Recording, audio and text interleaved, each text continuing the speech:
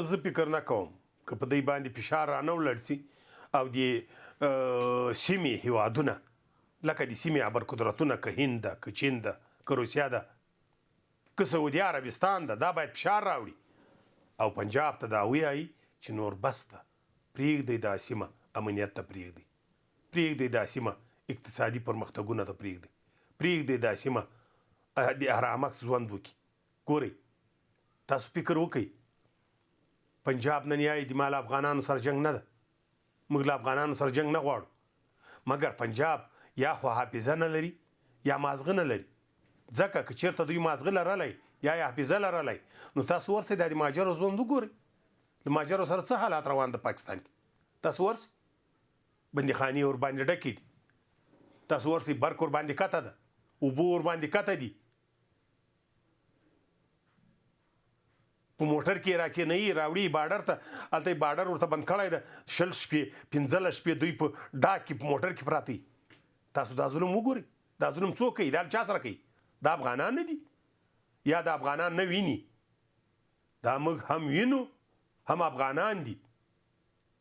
ګورئ دا ظلمونه دي نه کیږي د دې ظلمو بدل بیا افغانان چاته نه پرېږدي. ولې موږ په بار باندې درته یایو په بار امارت اسلامي درته وویل په بار باندې غوښتنې درته شوي دي چې راځئ په سوله کې ژوند وکړو پرېږدئ دا د کفارو پروژې پرېږدئ راځئ له هغو راووځئ راځئ د امریکا له پروژو راووځئ د اروپا له پروژو راووځئ راځئ چې ژوند سره وکړو د همسایهګلوي په ډول باندې مګر تاسو هغه پروژې کاروئ هغه ظلمونه له هغو مهاجرو سره چې هلته کېږي ګورئ دا عمل خپل عکس العمل لري دا دغسې بیا نه پاته کېږي. یعنې د خبرو اترو لپاره په ټوله کې کومه هیله او امید شته که نه یعنی قطعین په پنجاب باندې سره به آخر خو به هم هره مسله چې د خبرو څخه به خلاصیږي باز صاحب خبرې به مثلا د اوکراین ستونزه اوس مهال روانه ده آخر په خبرو باندې به خلاصه شي یا په ټوله کې د فلسطین کومه ستونزه چې وه هغه په خبرو باندې خلاصه شوه څنګه تاسو وایئ چې خبرو ته کاملا زه د تا خبره تاییدوم هر چېرته خبره په مسله په خبرو باندې حل کیږي په دنیا کې داسې اصول دي مګر چې خبرو ته څوک صادق واوسي چې واقعا څوک د خبرو لپاره کار کوي او د بهر دوی خو اوس بادار ته ځان ثابتول غواړي دوی بادار ته دا ثابتوي چې ما ستا پروژه روانه کړې ده زه ستا پروژه مخته وړم هغه خبرو ته صادق نه دي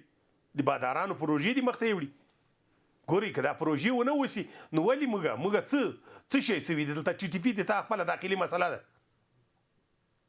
داخل کې حل که نو چې هلته تا دا ملتونه پښتون بلوچ سندی تا سپنګو ته رارسولی ده تا بندیخانې پې ډکې دي د 4 نفره په یو ځای باندې درېدا ته اجازه نه ورکوې په ښار کې ګرځېدا یعنی زه که رښتیا درته ووایم که تاسو دقیق معلومات وکئ پاکستان نور د هلته د خلکو دپاره په یو جیل باندې بدل شوی ده دا یو بندیخانه ده بیخي هغه خلک په بندیخانه کې ژوند کوي تاسو وګورئ سیاسون ټول بندیان دي سیاسونو باندې ملنډې ویل کېږي دا د موږ خبرې نه دي دا د دوی پارلمان یای دا مولانا فضل الرحمن یای دا محمود خان اڅکزی یای دا ګورئ هغه ټول سیاسون یې دغه نارې وایي